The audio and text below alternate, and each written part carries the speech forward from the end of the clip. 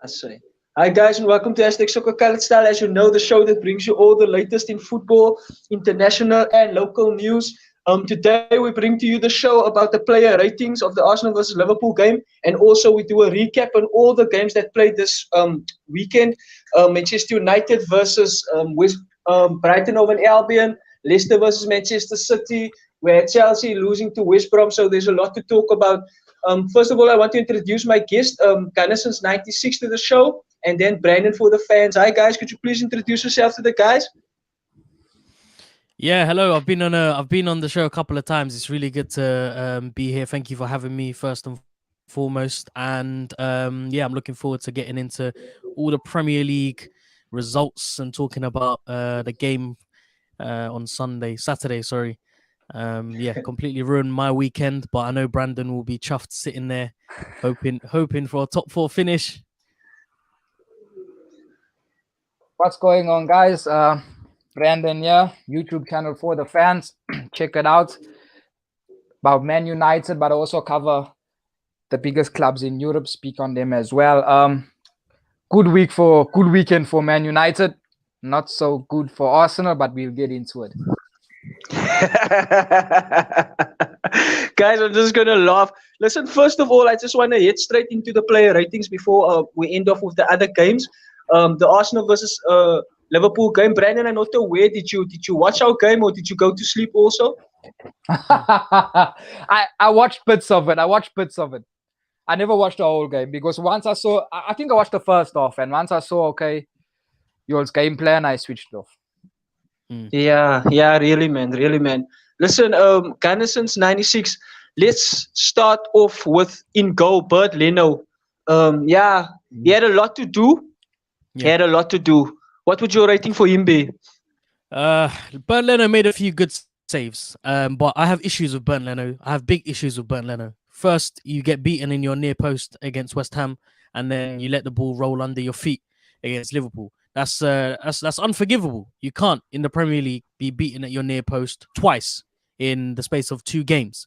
So, I don't know what's going on with Leno at the minute. I don't know whether it's confidence issues or whether he's just going through a tough spell. I think the first goal, he could have maybe done a little bit better. The header came directly at him. It was a great header by Jota. Good pace as well on it. And he got a hand to it, but it wasn't strong enough. So maybe he could have done a little bit better for the first one. But certainly for the second one, that was, for me, unforgivable. It was way too easy for Salah to pop it under his legs and get it into the back of the net. So for that, I'm going to give Bernd Leno a 4. Having said that, he did make a couple of really good saves. Okay, it's a 4 for Leno. I would agree with that score. Seeing your first half performance, Brandon, what would you give Bert Leno? Probably give him a 6. First half. That's only first half. I can only speak on the half that I watched. Okay, cool, man. Then I'm going to ask you this one. You are a big fan of Kieran Tierney. On the left-hand side, Brandon, for the first half that you watched, what would you give Kieran Tierney? But you'll never do anything. Even the first half and the second half, you'll never do much. I'll give him a 6 as well. I can't really comment on the player ratings. Having just watched him for the first half. All the action happened in the second half, of which I never watched. So yeah. Okay, cool, man. Gunners in '96. What would you say, Yeah. Kieran Tierney for you? Kieran Tierney for me was at the focal point of our structure and the way that we wanted to play from the back. It was very unfortunate that he got injured late on in that first half and that he forced to come off. But look, considering the fact that we conceded all 3 goals on that left-hand side, he did very well to keep Salah quiet. He did very well when he got the ball in that first half to try and feed it through to the boys in the final third. But considering he only played the first half, it will be unfair to give him, I agree with Brandon, anything higher than a 6, because obviously we didn't get to see him in the second half. But he did his job in that first half. He did his job very, very well. Yeah, listen, guys, my opinion on that was him and Aubameyang, they played on the right wing, on the left wing. Going into Aubameyang later on, I was really disappointed with him, but let's not head into that. Your centre back partnership was very, very disrupting and very disrupting for me. Gabriel and Holding, Genesis 96. What do you think of that performance? Yeah, they did do a few couple of nice things in the first half, but yeah, nothing more than a 5 for me. Yeah, I tend to agree. I mean, with someone like Gabriel, who's so young and with so much potential, it's unfortunate to have seen him perform the way that he did yesterday. And I have a little bit of sympathy for him because I think yesterday's performance really does highlight for us how young he is and how much potential he's got and where he is on his journey as a footballer. You know, when you're partnering up with someone like Holding, who unfortunately for me isn't nothing more than a squad player. You know, what more do you expect? With the partnership that Gabriel had with David Luiz, someone who's experienced, also Brazilian as well, they were performing well and they were putting in solid performances because Gabriel had that experienced person sitting next to him, telling him where to go at what time, and learning off him. So, you know, in that respect, you know, I'm not surprised to have seen such a, I don't want to say a poor display because I genuinely think in the first half that they did everything that they could to stop Liverpool. And the message would have been from Arteta to try and hold them at bay for as long as possible and then hit them on a counter attack.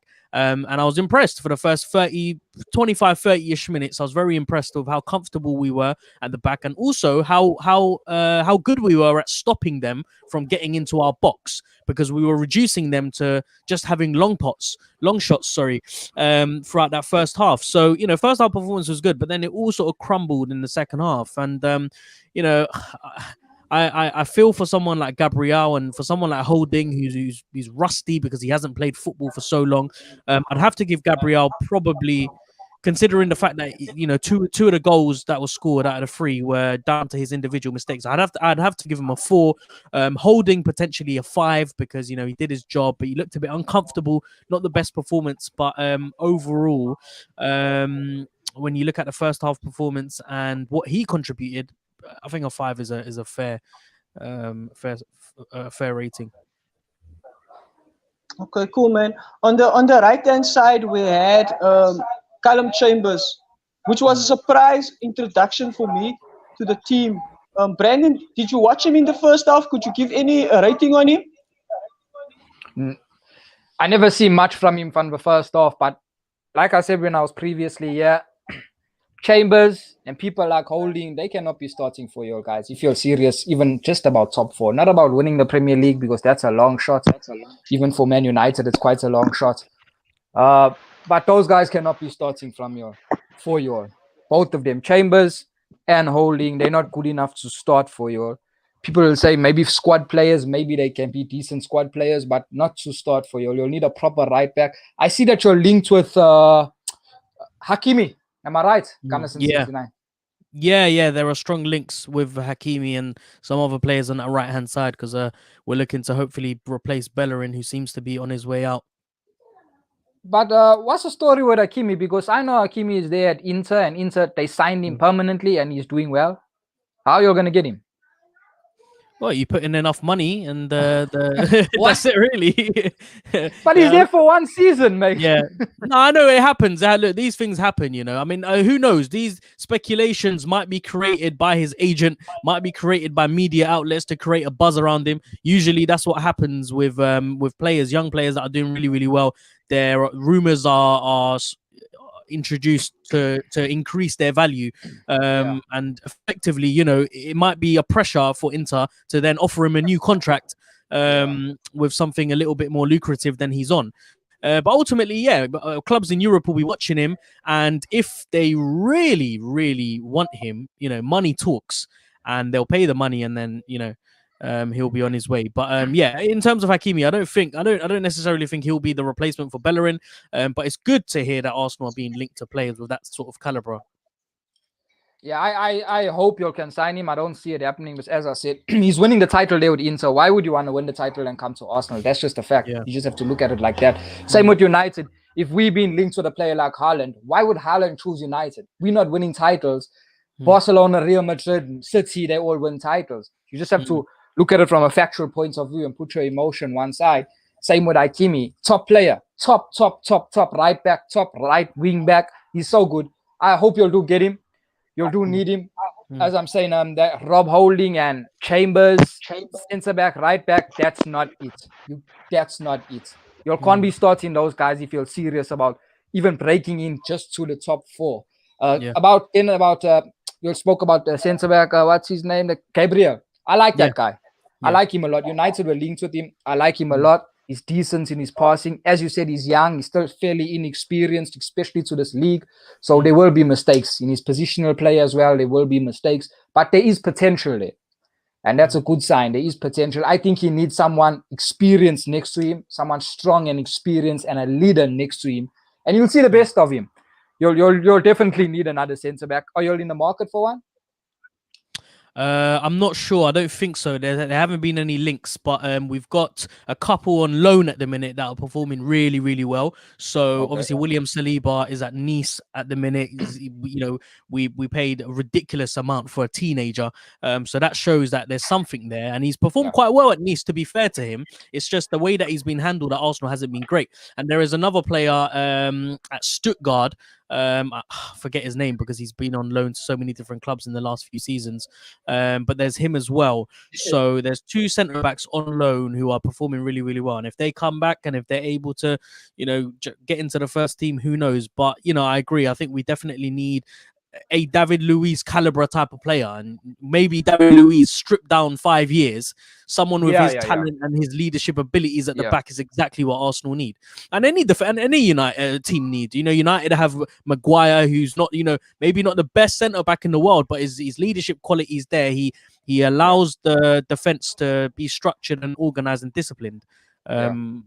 Most times I'd say, you do get the odd you do get the odd strange moments from him.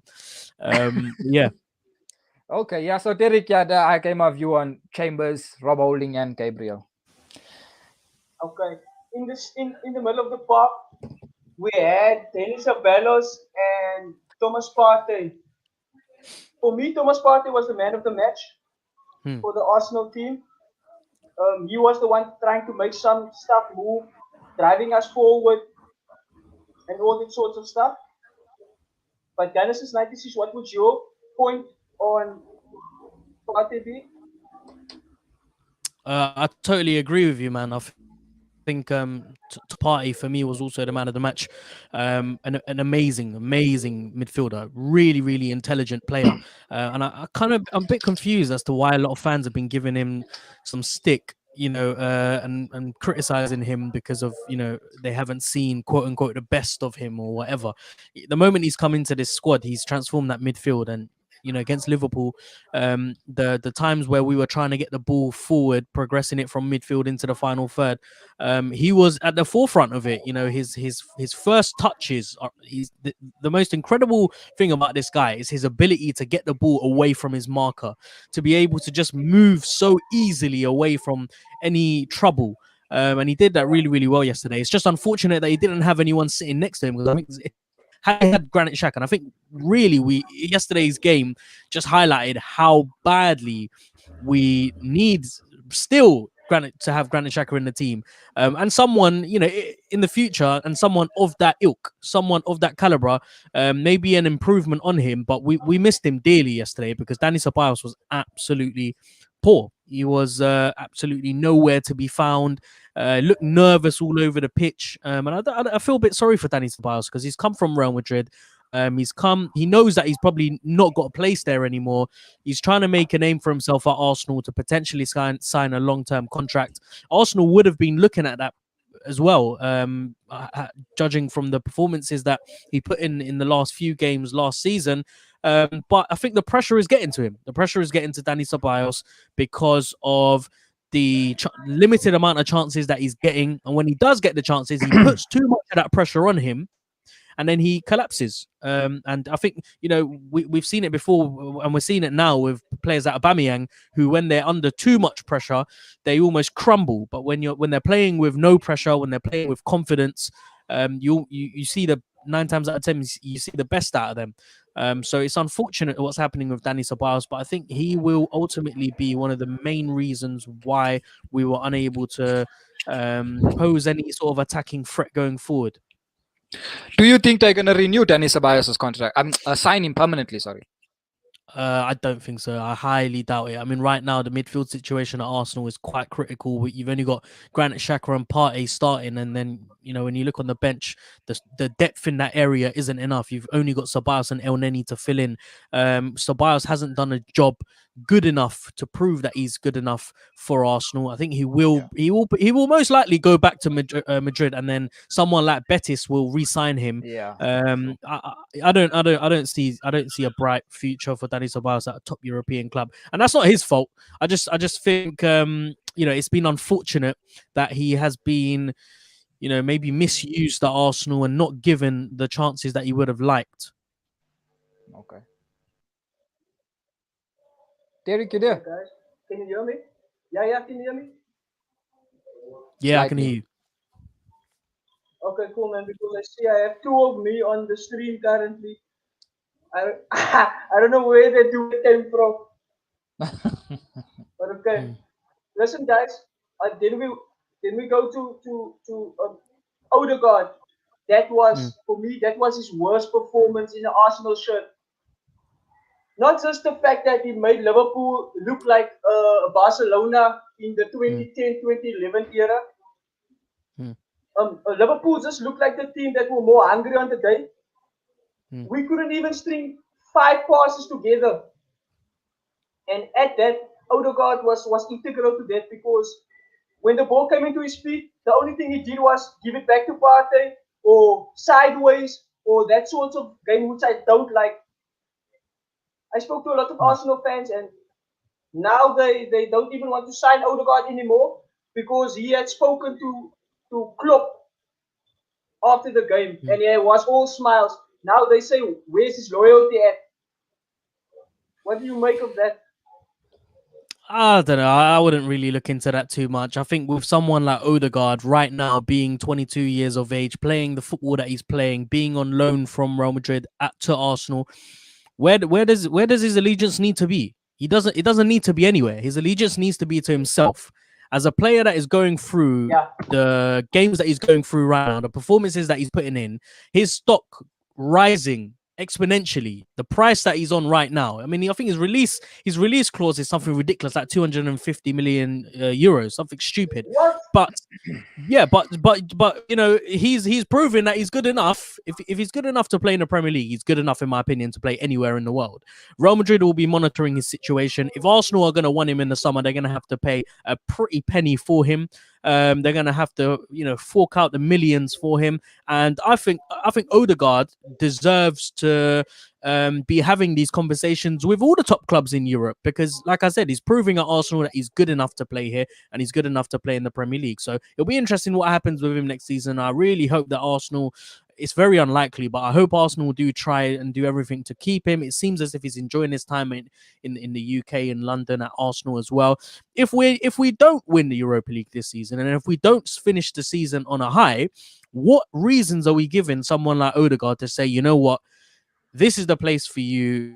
There is an exciting project, and we are ready to elevate this club to the next step.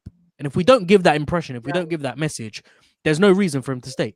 And I'd be disappointed if he did, because it shows that his level of ambition isn't high enough for him to get the best out of himself and to achieve as much as possible. You look at Aubameyang, he signed that contract, and where's the ambition gone? All of a sudden, the performances have dropped, the goals have dropped.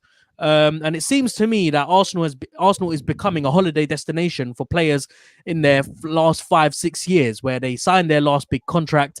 They're chilling in the heart of London, in North London, with a fancy mansion and with everything, all the other benefits to it. I think you'll need to do everything in your power to sign Odegaard. He is a good player. I watched him in the first half. Go, Derek. Sorry, man. I thought that was Manchester United's job, to sign all the old players and give them the holiday. Our last one we signed was one of your best players, mate. Sanchez. Don't forget that. Yeah. No, but honestly, I think you'll need to do everything to sign Odegaard. I watched him in the first half. I've watched much of him this season. In the first half, he was decent. He never give the ball away too much in the first half. He takes good care of the ball. When I compare him to our number 10, okay, statistically there is no comparison, but in terms of just football, playing football, our number 10 gives the ball away probably every second time he touches the ball, Bruno Fernandes. But Odegaard takes good care of the ball.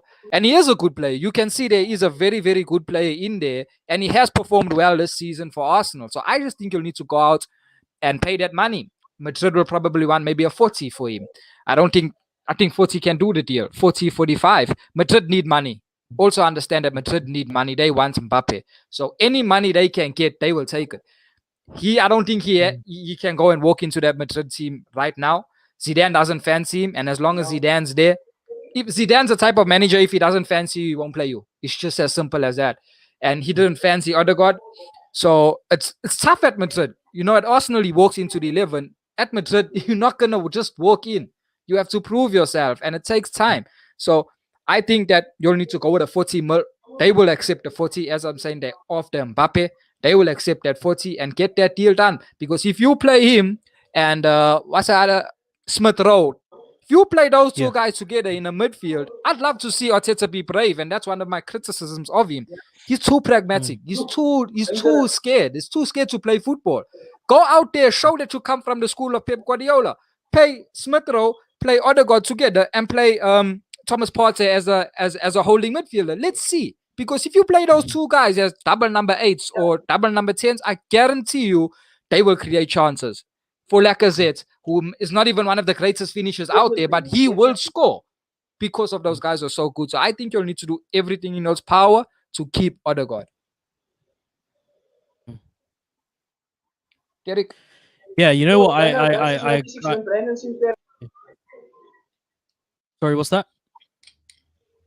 No, I said you and Brandon seems to have different opinions regarding Odegaard. Yeah, look, I agree. I agree with Brandon. Totally agree with the fact that Arsenal need to sign him, because if Arsenal don't sign him, then who are they going to sign? There's no one better than Odegaard in the market right now available to move. What I will say about Odegaard and what I will say about Madrid's situation, yes, they will be needing to sell as many players as possible.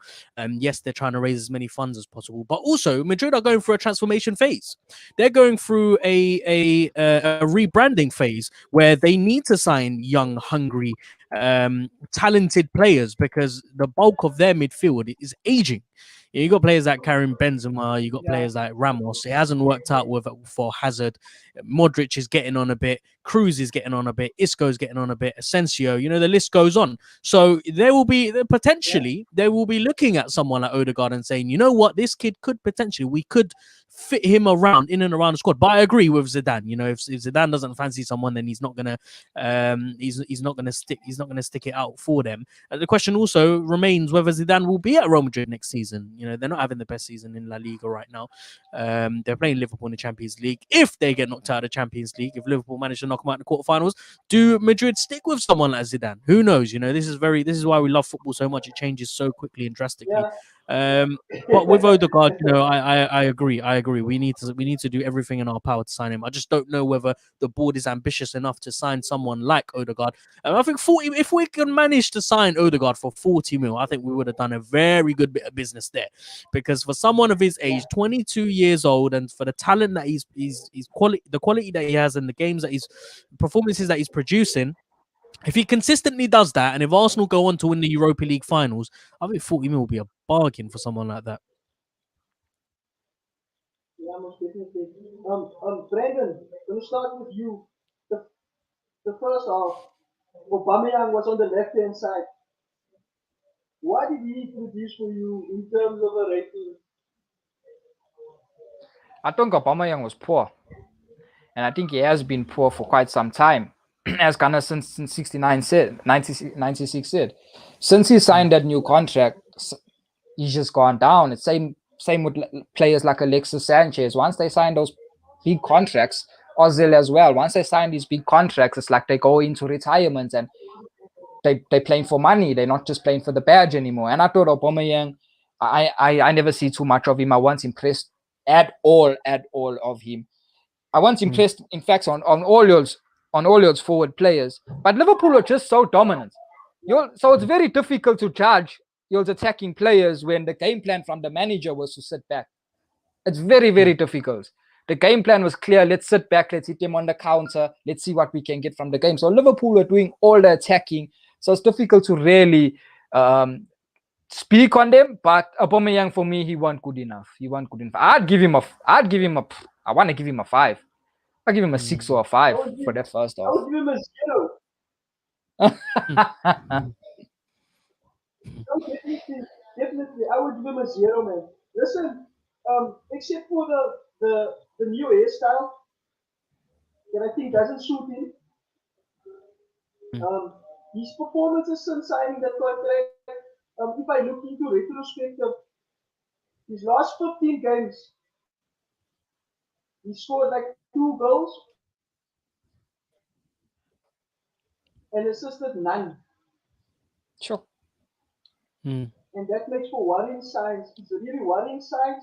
Worrying signs for Aubameyang, who's supposed to be our focal point, who's supposed to be our main man, who we know is a 20-30 odd goal striker season.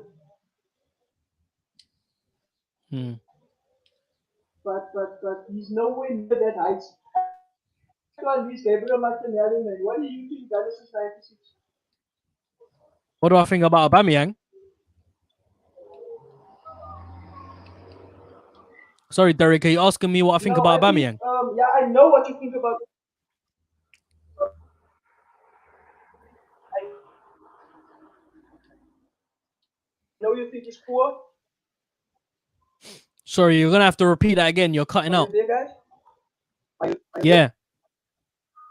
Yeah, still there. Are we breaking up? Okay. Aubameyang and Martinelli. Do you think it's time to bench Aubameyang and start Martinelli?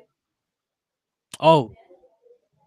I definitely think it's time to drop him off out of the first 11. I think you need to make a statement. Forget about making a statement. Just do the right thing, which is not play players who are not performing well. If someone isn't performing well, you drop them out of the team. And the longer you put them in the team, and we had this with Willian, the longer you put him in the team, the fan base will grow, irritated. And what message does that send to the rest of the players in the squad?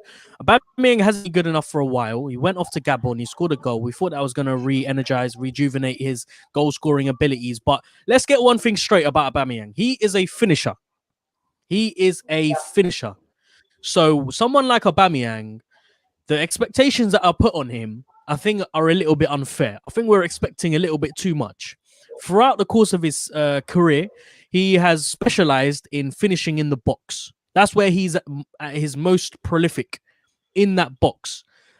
So unless he's playing center forward and unless he has players around him that can support him, that can feed the ball into him, then you're not going to get the best out of him. So that's unfortunate. It's unfortunate that Arsenal don't have the quality. They've got the quality on one side of Saka, but they don't have the quality on the other side, because then you've only got Willian there, potentially Martinelli. But I think the club are trying to develop him into a striker. And I don't think Martinelli will be ready until next season. I think they're working really, really hard to make that work. Whatever they're doing with him, this is a long-term project. You can see it. And you know that he is someone that the club value, because they're not risking him. And when someone like Arteta, when he doesn't fancy a player, he will usually, talk about either sending them on loan like he did with Joe Willock and Ainsley Maitland-Niles, or he will completely just abandon them from the squad. But someone like Martinelli, who has been worked on really hard, every time that Arteta speaks about him, it's about giving him the right time, giving him the right games as well.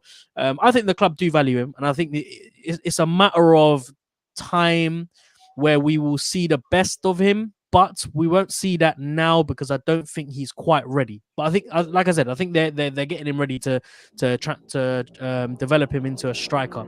But yeah, Arsenal definitely need to address this left wing position, because it's not good enough. We don't have anyone to fill in there. Aubameyang doesn't play there naturally. He's a striker, and the only player you're left with is Willian, and we know Willian isn't good enough to start for Arsenal. And that's actually someone else we haven't seen for a while, considering how favored he was with Arteta at the beginning of the season. Yeah, definitely. I wonder what the reason is behind that. Mm. Listen, Brandon, up front we had Lacazette. Yeah, I'm not gonna say much about him. He tried his best in terms of what he tried to do. The ball also didn't stick quite as well as it used to stick. So what I wanted to ask you, if you were the Arsenal board, would you give Laka another contract? It's tough. It's tough. It's tough. If there's money to sign another striker, I'll sell him and sign another striker. But if there's no money, I'd give him another contract. But his wages, what is his wages now? Does any of you know? I'm not sure. I think it's above 100k. Okay, as long as it's not anywhere above 200, that's fine. 100 and something. No. No one. Okay, you're not Man United. Yeah, like I said, whenever I watch him, as I watched him against Liverpool first off, he does give his all. You can't deny that about Lacazette. He gives his all, blood, sweat, and tears, and literally blood on that pitch where someone cuts his eye. Literally. But that's what he does give you. He does give you that. You can't fault him when it comes to effort. He gives you an A in effort. But there's also not much chances that you're creating for him to really see that goal threat that he provides. But I just don't fancy him. I just don't fancy him. I think if you want to be a real top club, I just don't fancy Lacazette. That's just my opinion. I think someone like Anthony Martial, who we have, is better than Lacazette, and I don't fancy Anthony Martial. I do think though. I do think so. I think the statistics say otherwise, don't they? Don't they, Brandon? What's the statistics, bro? What's the stats? Last season, Lacazette never scored anywhere close to Tony's goals. Yeah, that's true. Listen, I think Lacazette and Martial sit in the same boat. Two players with such, great potential and aren't really reaching that. I mean, I think this is Lacazette. I think this is one of Lacazette's best seasons. If you look at how well he's performed at Arsenal, he's performed. He performed at peak level in the first season that we signed him, and now. Yeah. And he's at the latter end of his career. I think I want the best for Lacazette. I want him to perform really well, and I want him to end on a high, so that his fee, his stock price will be as high as possible, and we can shift him for as much as possible. But to give him a contract now is really to say to the fans, look, this is us. This is Arsenal right now. We lack progressiveness. We're gonna just stick with what we've got and just get by. And I really hope that's not the case. But ultimately, it's down to Arteta. If Arteta fancies him, and if Arteta sees a future with someone like Lacazette, then he'll give him a contract. But we'll see. We'll see what happens in the summer.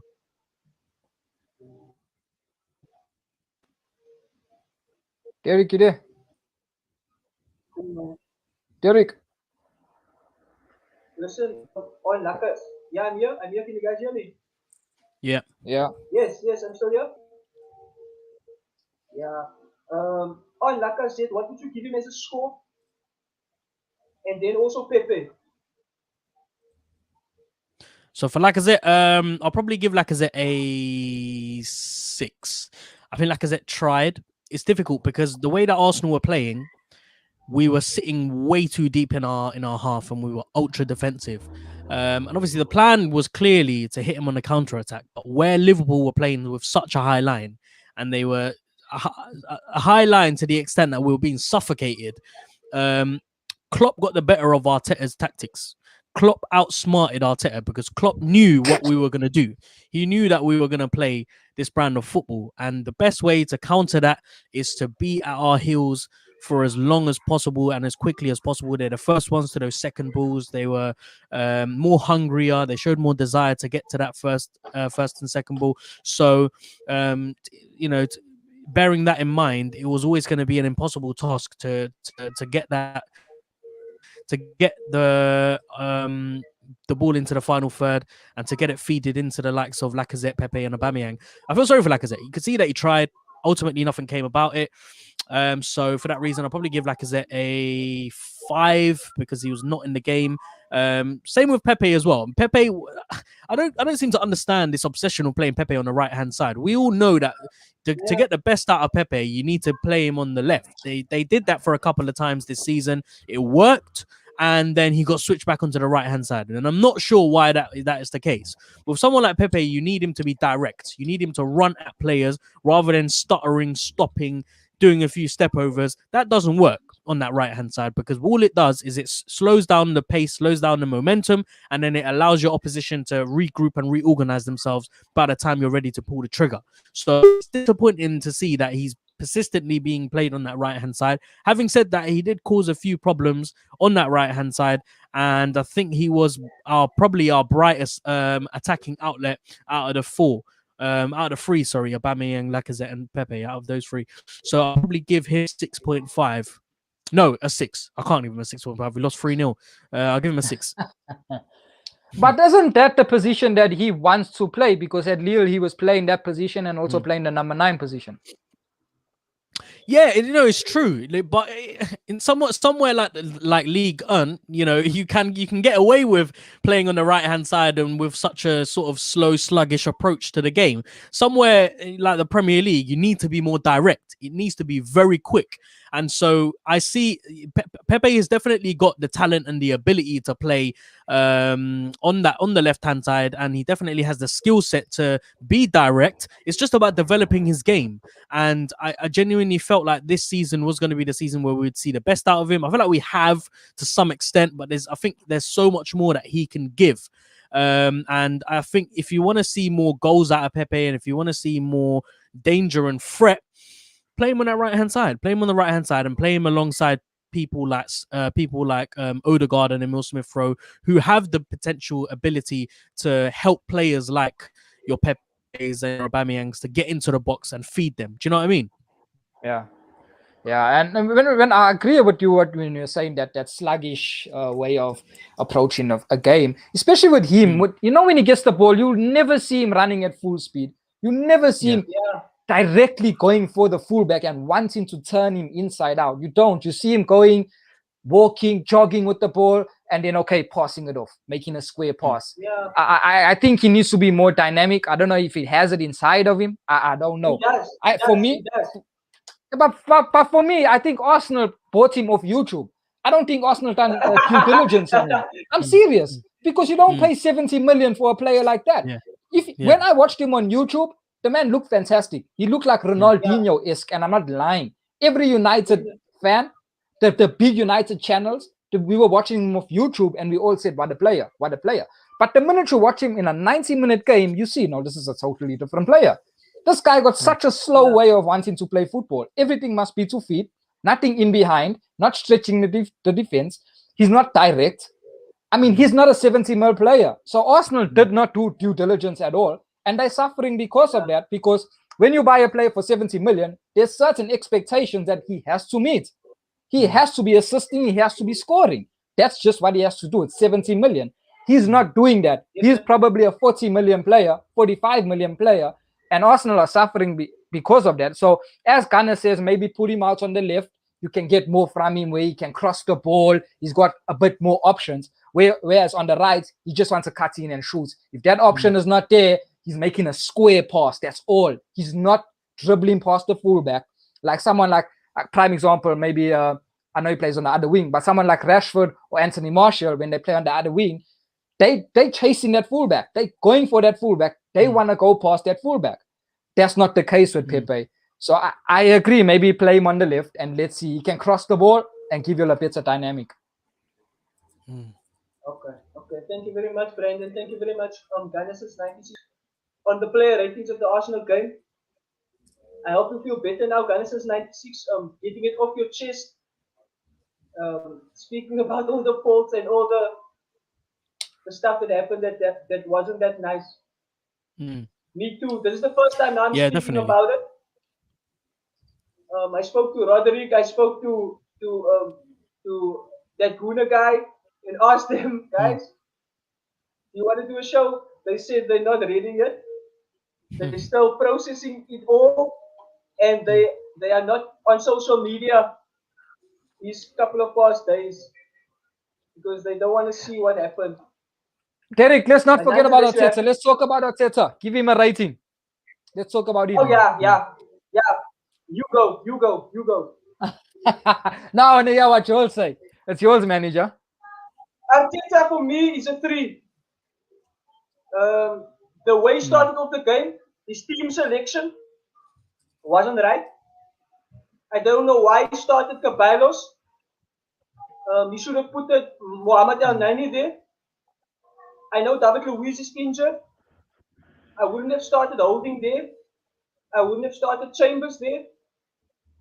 Up front, I would have started Martinelli. Oba out. So yeah, there's a lot of stuff that he has to answer for. And he gave too much respect to the Liverpool team. There was no high press that he used to do. There was no hunger. There was just something like sit off, try and get the ball, and try and hit him on the counter. And Liverpool looked like Barcelona. That I can tell you for certain.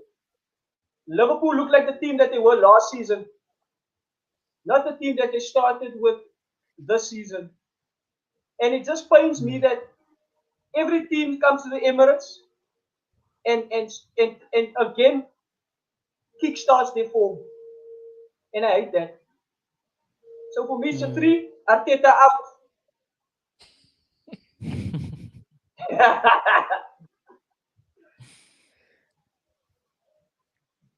Ghana, what you say? This is a very, very tricky situation because Arteta got it wrong. Ultimately, he did get it wrong. He admitted it. He admitted it to the press. This is all my fault, and it's not something you hear from. I think Arteta, someone like Arteta, he's very direct and he's very straightforward and he's honest. If the team are to blame, he will say it. We weren't good enough. We didn't create enough chances. We didn't take enough opportunities. But that press conference, he said, "This is my mistake. This is my responsibility. I take the blame for this." So I think we have to believe that it is his fault, and tactically he set up the team wrong. Derek, I think you're being a little bit harsh with the team selection because, ultimately hindsight's a beautiful thing. We can say now that Mohamed El Neni should have started because Ceballos was piss poor. But ultimately, you rely and you hope that the Ceballos that we know can perform and put the performances that he does. If he ultimately did perform that the way he should have, maybe it'll be a different story. The same goes with Holding. Who do you play other than Holding? Pablo Mari, but we know that someone like Arteta doesn't like playing a left-footed player on the right centre-back position.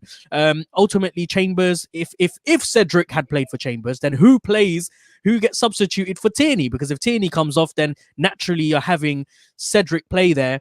And then, would you want to have either Bellerin play on that side? I mean, definitely not. Bellerin against Mane for me is a definite no-no. So look, for the starting 11, I think there's only so much that he could have done considering the amount of injuries that we've got. You're forgetting that, Saka, Emil Smith-Rowe, Xhaka, and Luiz all out. 4 of our strongest squad players, starting 11s. But tactically, he got it absolutely wrong. And it's so unlike Arteta to play that kind of way. And what confuses me more is that he had 2 weeks. The international break gave him 2 weeks to iron out any creases, to sort out any issues, and to ultimately develop his tactical approach to games. And I didn't see any development. I didn't see any progressiveness. All I saw was a club that was playing with such naive mentality to sit back, soak up pressure, and to hit him on a counter-attack. And look, previously it's worked. It's worked against big teams when we remembering back to the FA Cup semi-finals and final when we played City and Chelsea. We played 5 at the back. We played with that type of football and it worked. But for some reason, he reverted back to that style. He decided that he was going to sit back and he was going to soak up the pressure and hit Liverpool on a counter-attack. Klopp ultimately saw it coming. He knew that Arsenal were going to play that way, and he tactically set Liverpool up so that we weren't going to be able to hit them on the counter-attack. So I think this is going to be a massive learning curve for Arteta. He's going to use that experience to hopefully move forward and never to make that sort of naive mistake again. But at the same time, he's allowed to make mistakes. Why? Because this is his first job. The board have given a rookie the hot seat. So ultimately, it's inevitable that he's going to make mistakes and he's going to learn on the job. The fan base are going to have to be patient because the board have decided that they're going going to go for this young approach. And if they decide to sack Arteta, then this would have been a waste of a year. We're going to have to get someone else in, a different manager with a different approach who's going to want a different squad. And the rebuilding process starts all over again. And United know it all too very well. They're still in the same boat as they were when Alex Ferguson left, still trying to rebuild, still trying to stabilize themselves because of the amount of appointments that they've made. And I hope and pray that Arsenal don't do that. They give this man the summer transfer window that he needs. Hopefully they back him. And when he is backed, then I will judge him properly next season. But yeah, I agree with you. You know, he was poor. I wouldn't even give him a 3. I'd probably give him a 1 because I think he was so poor. You say this the game plan that is not Arteta like, which I can agree. I haven't seen him park the bus too many times, but you watch Arsenal more than me. Obviously, you're a fan. Would you say that he's an attacking manager? He's team player attacking football. What I love about Arteta is his ability to knuckle down and have a plan for all areas of the pitch. So. And if you ask an Arsenal fan, where is the direction that Arteta has taken them, they can give you one answer or another. If you would go a couple seasons back and ask an Arsenal fan, what's the direction under Unai Emery, no one would be able to tell you. Like I can tell you now, Arteta prides himself in playing out from the back. When he wants to play out from the back, he expects everyone to move as a unit. So you start deep, you play the ball to Luiz or Gabriel, who it is. Xhaka slots in between them to support them, plays it into Partey. Partey will release the ball into Kieran Tierney or Bellerin, whoever it is running down the wings. They will allow Saka or Pepe or Aubameyang to overlap, run into the box. It's all about, for me, the way that I see Arteta, his intelligence and his footballing IQ surpasses the expectation of one way of playing football. That's what I love about him. Yeah. He comes from the school of thought. He comes from the school of Pep Guardiola. He comes from the ability to have plan A, B, C, D, E, F, G. It's not just a case of, right, boys, we're going to play one style of football, get the ball over to Aubameyang and let him do the rest. Or get the ball to Saka and let him do the rest. Every position has a specific a specific expectation and functionality, but also a rule. You know, there's a rule. If you want to play out from the back, fine, play out from the back. But when the situation occurs that a team are playing a high line, there is X way of playing out from the back. And Arsenal are yet to learn that. I don't think the squad have grasped how to play in every eventuality. I think only going to learn as they play football matches. That's the only way. You can only learn so much in a training drill or during a training session. But ultimately, the real learning and the real experience is gained during football matches. And that's why we've lost 12 games now in the league, because the boys haven't fully grasped how to play this progressive brand of football.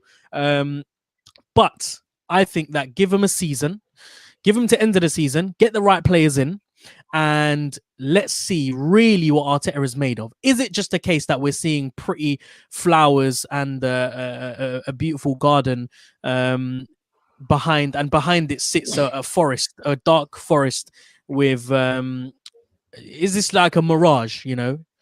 And I'm hoping it isn't. But you know, I do see a progressive manager in Arteta who is introducing a philosophy at Arsenal that isn't something that they're used to. Even under Wenger's final few years, it was very one-dimensional. It was very relying on certain players like Ozil and Sanchez. But now every player is key. Every position is key, and everyone has a role and something to execute. I 100% agree. I like Arteta, and as you said, he's got a game plan for every single game. Every game is different, and he's got a game plan for that. It's not just put my 11 out, and the same way they played last game, they're going to play the same way this game. I've seen it against United. When Yola played us, Yola outsmarted us. He outsmarted Oli, because Oli Oli don't even have a way of playing. Oli just puts his best 11, and they must do what they're doing. Now Arteta came with a game plan and beats Oli. And that's why I also think if we meet Yol in the Europa final, Yol can give us an upset because of Arteta. Not because of his players. Man for man, we're better. But because of Arteta, he's good. He understands the game. And when you listen to his press conferences, that's what won me over. That man understands what he's talking about. Now, when you look at my manager, it's just smiles. That's all he gives you. So I like Arteta. But what I I want to know what you'll feel as Arsenal fans. So I'm going to ask you, do you think he's getting the best out of these players? Because it is the duty of a manager to get the best out of the players. No matter how poor, how average they are, he needs to get the best out of them. Do you think he's getting the best out of these players? No. That's a resounding no from me. Yeah, I tend to agree. My opinion, Brandon. Arteta hasn't brought out the best in most of the players, but the players that he did have, like Partey, Tierney, Saka, i.e. What more guys are there? He didn't get the best out of Caballos. No. He's trying to get the best out of Odegaard. He's trying to get the best out of Laka. Aubameyang has his own issues. Cedric, we know, was good at Southampton before he came to Arsenal. And the Emirates didn't perform. And I think that Arteta is actually getting the better out of Cedric also. Also out of Chambers. Also out of David Luiz. We know David Luiz is an inconsistent player. But if I should say, is he getting the best out of his staff? I would say 50-50. That's my opinion. Yeah, I know. Yeah, I think it's always going to be impossible for a coach to get the best out of every single player.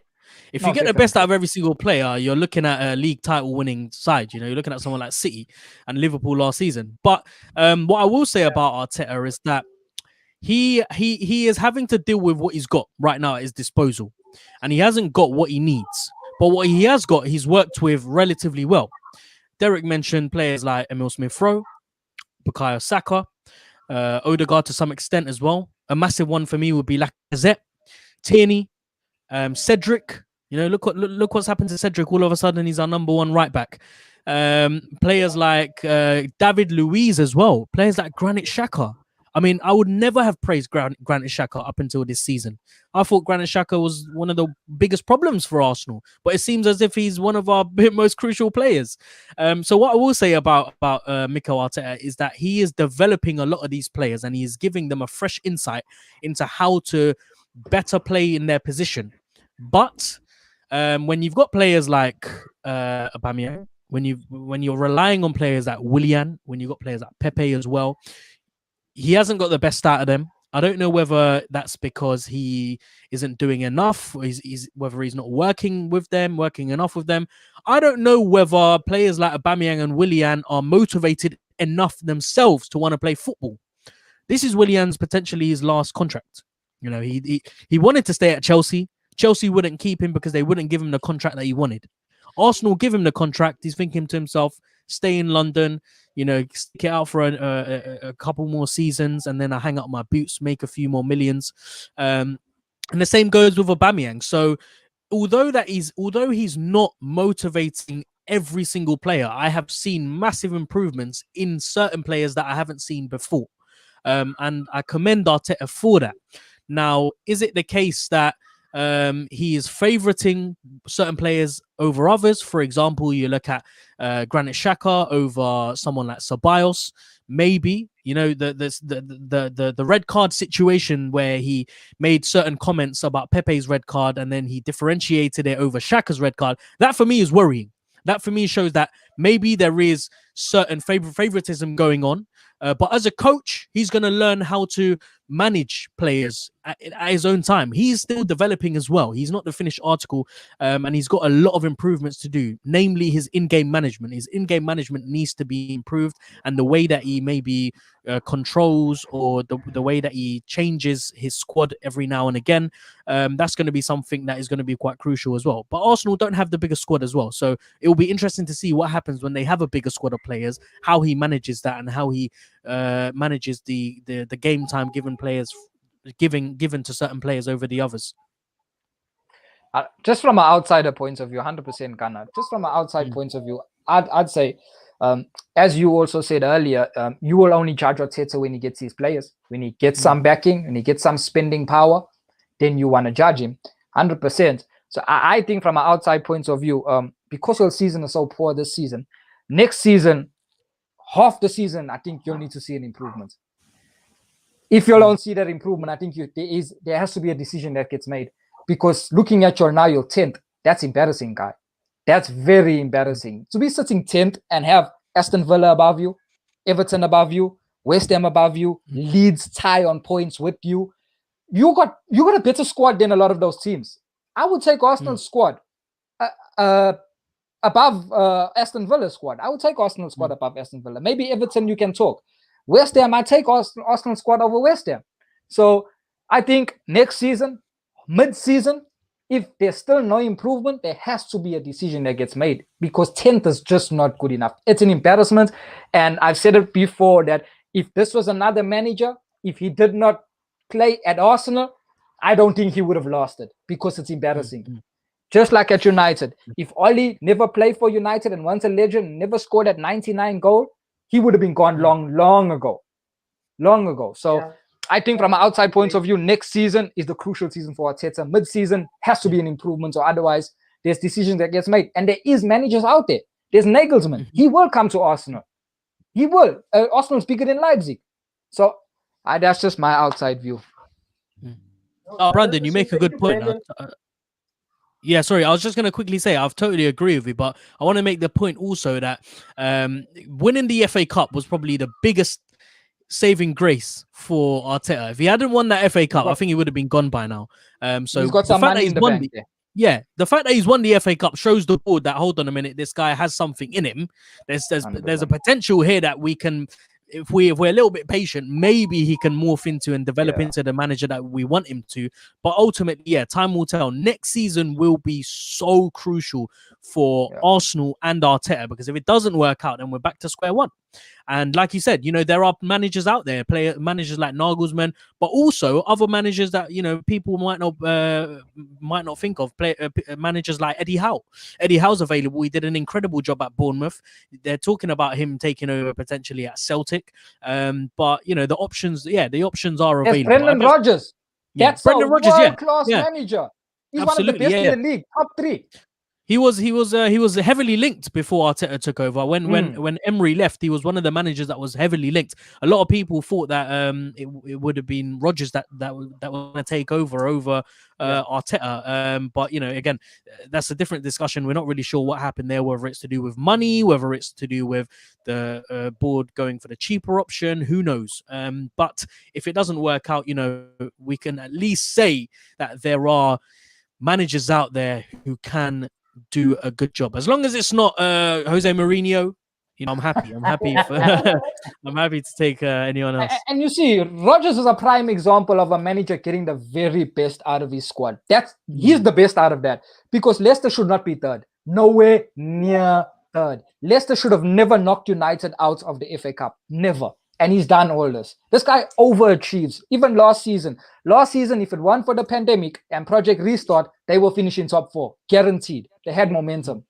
So this guy's a prime example of getting the very best out of those players. And I've got no doubt in my mind, if he takes over United, if he takes over Arsenal, you will see a top 4 finish, guaranteed. If he takes over United, you will see a title challenge, guaranteed. He's that good. So as we're saying, there is options out there. Our boards have to move swiftly. If the managers are not showing improvement next season, and I speak for United as well, if there is no drastic improvement next season, they have to move swiftly because the managers are there. Yeah, so we did it at Celtic. We did it with Liverpool. Yeah, done with Liverpool. I actually give credit to Brendan Rodgers for that Liverpool team. Klopp just came and finished it all off, because Brendan was actually starting to build that culture in Liverpool, giving them the chance to play football again, that triple P football, penetrate possession, and then you understand, that was his gameplay. At Celtic he did the same. He came to Leicester, he did the same. So if you can go to different clubs and have the same effect, it goes to show that you are a manager that can do stuff. Yeah. So I also agree, Brendan Rodgers, he's next on my list. Brilliant. Moving swiftly forward, guys. Brandon, Manchester United versus Brighton over Albion. Could you please give us the hits and the misses, the highs and the lows, and your player Okay, ratings? I'll be very, very, very, very quick. Well, as you know, a Man United performance is not as a performance of two halves, where one half we're extremely poor and in the next half we're very, very good. And that's what we saw against Brighton. First half we were poor. They were 1-0 up. Second half we came into the game and we dominated the game. That's Man United. One of the reasons you have that is because we don't have a system. We rely on individual brilliance. So it just matters which players turn up, and that's what you get. When you have a system, you have a consistent performance. Yes, you'll still lose a game. Yes, you'll still draw a game, but there will still be some consistency. We don't have that because we got no system. So yeah, we beat Brighton 2-1, and that was always going to happen because small teams can't hold on to leads. That's one thing about a small team. They can't hold on to a lead, and they invite pressure because they don't have the players. Brighton got a very good manager, Graham Potter. Very, very good manager. And he's getting also the best out of that squad. He's doing a fantastic job. Pep Guardiola said Potter is the best English manager, and I don't disagree with that. He is the best English manager. You've seen the football that Brighton play. Brighton can play you off the park if they want to. If they want to come there to your home grounds and they want to play football, they can play you off the park. They versed Manchester City a couple of weeks ago, and they were head-to-head with Manchester City. They were pressing them. I was shocked. So Potter is a fantastic manager. So yeah, my man of the match for me is Fred. I think Fred was fantastic. Mason Greenwood's coming into it. And then I spoke about Bruno on my channel, and I just want to talk about him a little bit, just for the guys that are watching that. You have to separate stats from performances, guys. Now, this is my player, and I love him, but you have to understand something also, that Bruno will give you stats. Fantastic stats. Stats that no one else in his position in the world can put up. He is the best number 10 when it comes to goal scoring and assisting. Facts. But he won't give you that overall performance. He still needs to develop that. Whereas a player like, prime example, a player like Modric will perform from minute 1 to minute 90. He won't give you stats. He's not going to score. He's not going to assist. But he'll give you a total performance. Minute 1 to minute 90, he is giving you a total performance. We don't get that with Bruno. But what Bruno does give, and I've told United fans, is that some fans will say, no, Donny van der Beek needs to bench Bruno, this, that. I said, no number 10 in world football can bench Bruno. No number 10. Because Bruno won't give you that Modric performance. He won't give you that Iniesta performance. Even Kevin De Bruyne, he won't give you that performance from minute 1 to minute 90 dominating. But what Bruno does give you is he can decide the game by himself. By himself. Out of the blue, the man will score a goal or give an assist. And there is no number 10 that can do that. No number 10, no player that can do that. Having a poor game and out of the blue decide the game. So there's no one that can bench Bruno Fernandes. And us as United fans, he's got weaknesses. Every player got weaknesses. Play to his strengths. You know he's not going to dominate a game from minute 1 to minute 90. That's fine. Have other players like Pogba that can do it.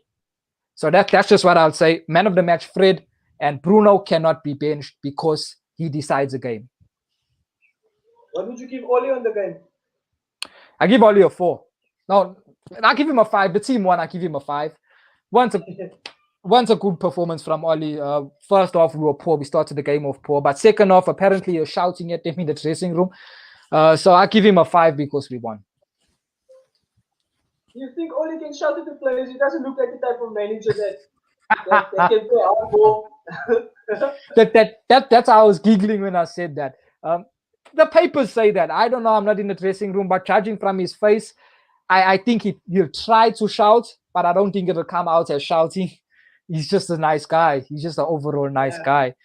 So I don't know. The players do like him. They literally like him. So it's not a situation where United are losing games, which we do sometimes.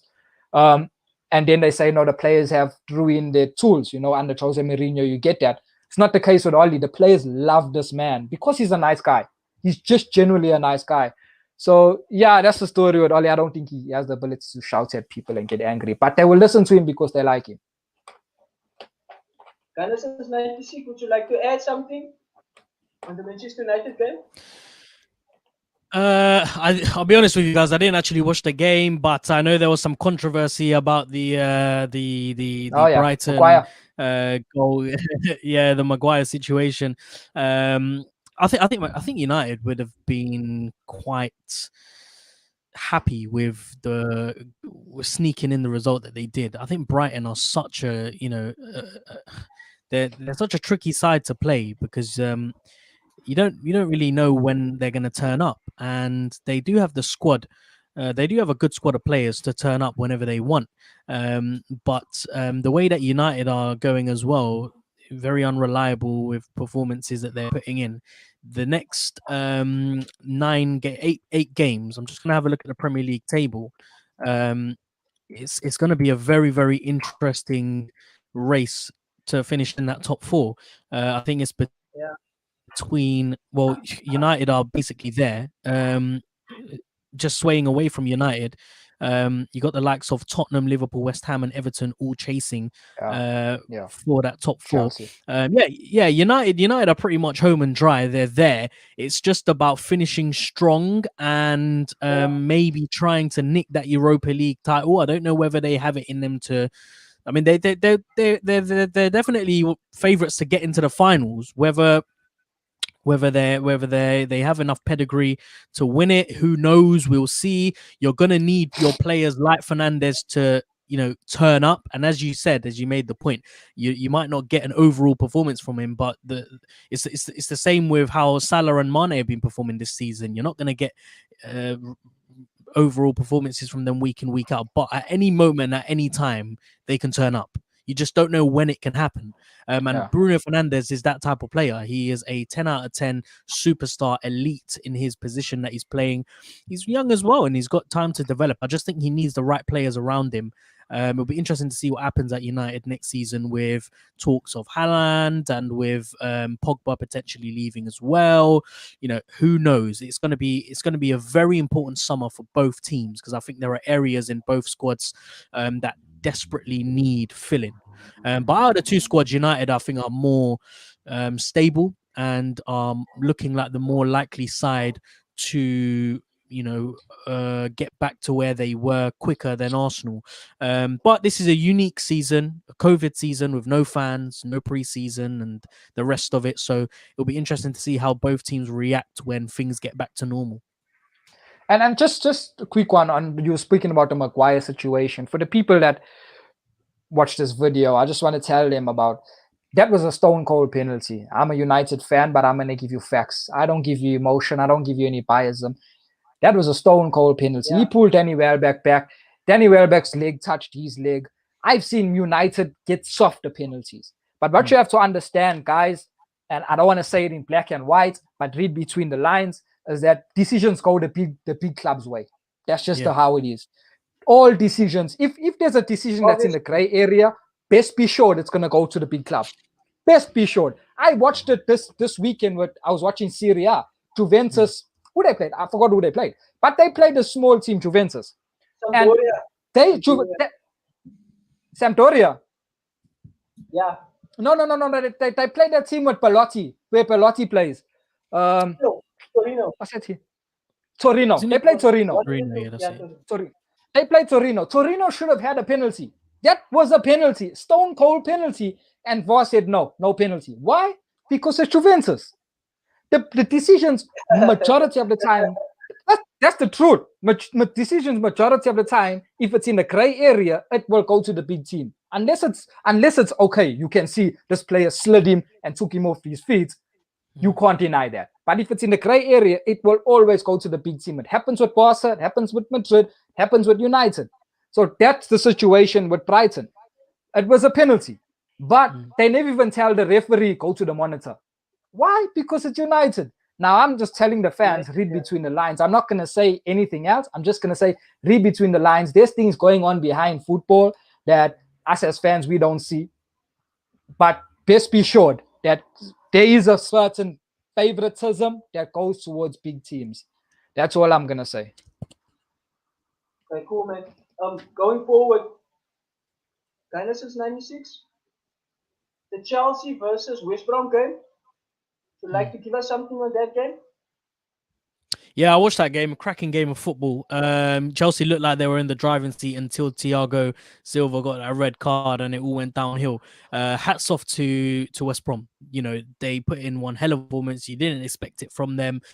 A few standout performers. You know, you got our own boy there, Ainsley Maitland-Niles, Maitland-Niles, who I think did well as well. A lot of energy, great tenacity as well. But I think he's going to be a very, very interesting question, and it's going to be fascinating to see what happens with him, because his favorite position is centre mid. He went to West Brom, having agreed that he will play in that position. But look, Chelsea were poor. Chelsea were very, very poor. They were very naive, having been, you know, one man down. It's obviously difficult to maintain, but, you know, they were 1-0 up, and then all of a sudden, Matthias Pereira and Callum Robinson do the magic. And, you know, they deserve it. They thoroughly deserve it. I think Big Sam at the wheel is going to make that last minute run for survival. And whether they do it or not is another question. But on the day, they were the better team and they deserve to win. Chelsea, again, poor, especially with the players that they had on the pitch. Players like Ziyech wasn't playing. It was Kovacic, the American winger on the left-hand side. Forgot his name. Pulisic. Yeah, Pulisic and the 72 mil flop. What's his name? The 20 years old or whatever. Havertz. I forget his name. Havertz, yeah. This is how bad it is for Chelsea. I don't even know. I can't even remember these players' names because they're so insignificant. It's been a massive flop for Chelsea, in my opinion. You know, you spend 250 mil in the summer transfer window, and you're unable to mount a serious title challenge. That for me is worrying. But you know, that's the story of Chelsea. Chelsea are able to do something like that and get away with it. But yeah, worrying times for them. Whether they make top 4 is going to be interesting to see. Just out of curiosity, guys, who do you think is gonna get that final 4th place? I think it'll be Liverpool. Yeah, I agree. What about you, Derek? If I have to look at it, Liverpool is the team that I think that stands a good chance. I think Tottenham's going to be out of it. So no, Tottenham's out. City, Manchester United, Chelsea, Liverpool. That's my top. You're going for Chelsea ahead of Leicester. Yeah, I was going to say that. Sorry, Leicester. Sorry. Leicester. Sorry, guys. Leicester, Liverpool, then Chelsea. Interesting. Yeah. You agree there, Ghana? What you say? Yeah, I think so. I think Liverpool, the talent and the quality and the depth that they've got in their side. I think with the news of Van Dijk coming back soon as well. They will make a last minute run for top 4, and they'll probably get it. Don't sleep on teams like West Ham though. West Ham have a game in hand, and if they win that, they are on level points with Chelsea. So West Ham are another team. They're playing Wolves. I think they play Wolves tonight. Yeah, they play Wolves tonight. And if they beat Wolves, they're on level points with Chelsea. So don't sleep on them. I think it'll be very, very interesting to see what happens with a team like West Ham, who, by the way, have an incredible team. Players that are, and you talk about managers that are getting the best out of players. That's moist. One of your former managers is getting the best, the absolute best players at West Ham. Players like Declan Rice. You know, they've got two. They've made two of them. Yeah, they've made two of the most incredible signings. You're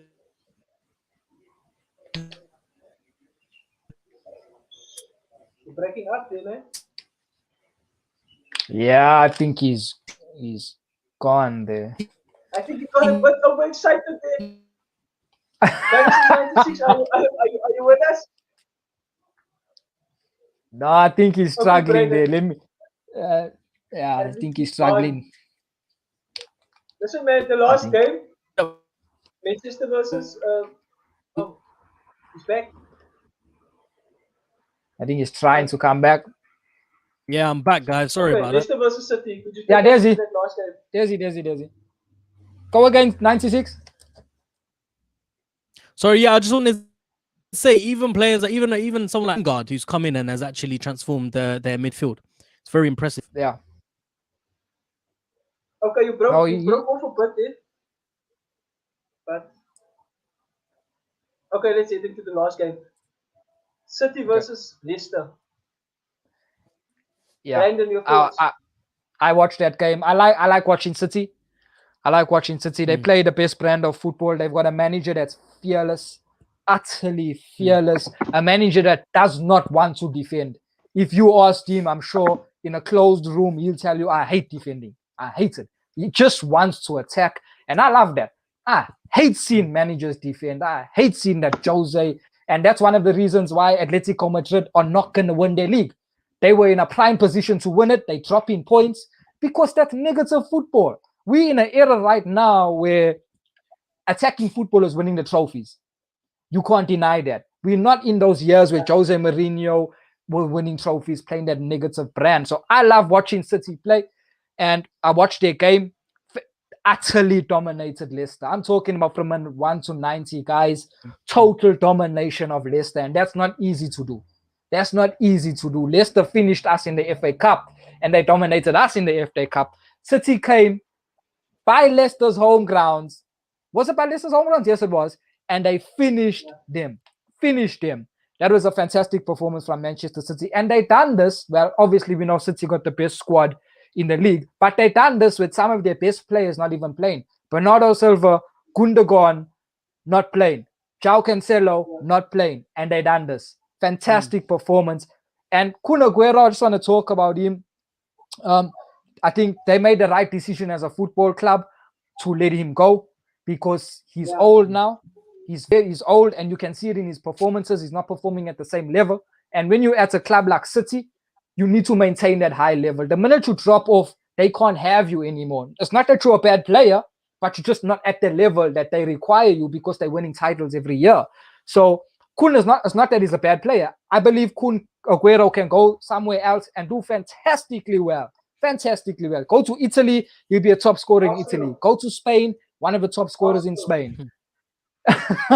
No, you can't take him, guys. We have to look for the future. You're going to take him, it'll be the same situation like Aubameyang. Come on high wages, he's 30-something. He's not going to perform. That's just the way it is. So, yeah, Kun Aguero, Manchester City are making more right decisions than wrong decisions, and that's something that our two clubs are not doing. And they're doing that. Yeah. They're getting those decisions right, knowing when to release a player. Our clubs don't know that. They never know when to release Alexis Sanchez. You'll never know when to release Mesut Ozil. You don't know when to release Aubameyang. These are decisions that Manchester City can foresee. As I'm saying, Kun Aguero is not a bad player, but he's not at that level he was. So they're foreseeing this and saying, not even when he recovers after this injury, he's still not going to be at the level we want him to be. Thank you, Kun, for your years of service. I think it's like almost 10 years, something like that. Thank you, Kun, and go. So Manchester City are a prime club, prime example of a club that's run excellent from top to bottom. Excellent. Their transfers, excellent. Yeah. That is the 96. Just to wrap up, your thoughts on the Leicester City game? Yeah, I'll just echo what Brandon think. Man City are absolutely unstoppable, dominant side. I think if there's ever a season where they win the Champions League, it'll be this season.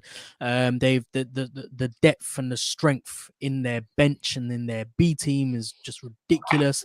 The amount of players that were missing, and yet they were able to blow over Leicester City. And let's not forget, Leicester City are they're no average team. They are one of the best teams in England right now in the Premier League. So, but you expect nothing less from it, like Man City, from a team, from a manager like Pep Guardiola. You know exactly what you're going to get with them. So, there was no competition there in terms of who was going to win that game. It was always going to be interesting. I think the first half showed it was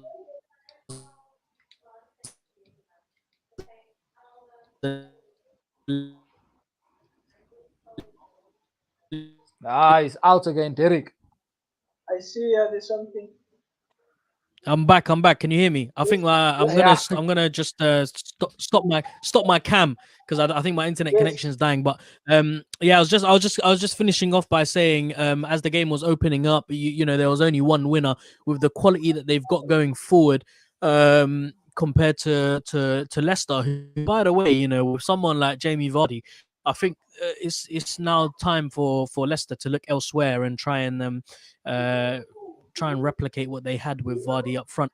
It's unfortunate because I think Vardy had a really good opportunity to put Leicester ahead and he completely missed it.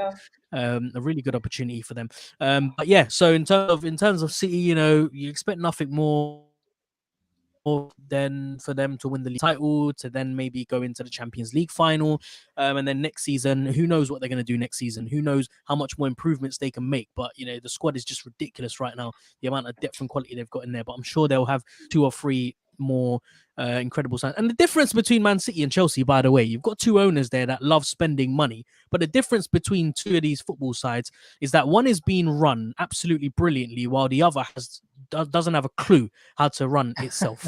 You look at Man City and you look at the signings that they make. They're not going for superstar players that are, players like Mbappe and Haaland. Their scouting system is so well run and is so in depth. They will be able to sign up the next superstar before that club even knows that they will become a superstar. Do you know what I mean? Yeah. And so Chelsea, on the other hand, they look for players that have had good seasons, that are maybe young and maybe have had a breakout season, and they'll find them players like Ziyech and Werner, for instance. But you know, City, on the other hand, they will always remain at the top and they will always be ahead because they know how to run themselves as a football club. City buy players to fit their system. And that's something that Chelsea don't do and even United don't do. City know they got a system and way of playing, they got a philosophy. Now let's go out and buy players to suit that. Other clubs don't do that. They just buy any players with any traits and stuff like that, and they put them together and say, okay, let's figure out a system now for these players to play. Now, when you look at City, the players they buy, all the players are good on the ball. Every single one of them are very good on the ball. They all can pass the ball. They all got extremely good ball control because it fits the philosophy of total football. So they're not going to buy. That's why even for me, I can't see Haaland joining City. Haaland's not that player. Haaland's not a total footballer where he's going to come deep, link the play, hold the ball. He's not that. Haaland's a box striker. You put the ball in the box, he puts it in the net. But his ball control is not so good. So I can't see him at City. If they do it, fantastic. But I can't see him at Manchester City because of how well they buy players. Definitely, guys. Guys, I thank you very much for your time. This has been awesome. Chatting to you guys about the roundup, the player ratings, and how you see football and the back end of the season. Listen, guys, we're going to be back on Thursday discussing Europa League, and then also we're going to do on Friday the player ratings. So thank you very much. Genesis 96. Brandon, any last words you would like to say to the people that's going to watch the show afterwards? Nothing from me. No, I just want to say thank you. Thanks again for having me. It's been a real pleasure chatting to you guys. I've had a very enjoyable almost hour and a half talking football. So yeah, thank you very much for having me, and appreciate all the viewers as well watching the video and the continued support. Thank you very much, Genesis 96. Brandon, we chat again. Cheers, guys. Thanks. Cheers. See you later. Bye. Bye.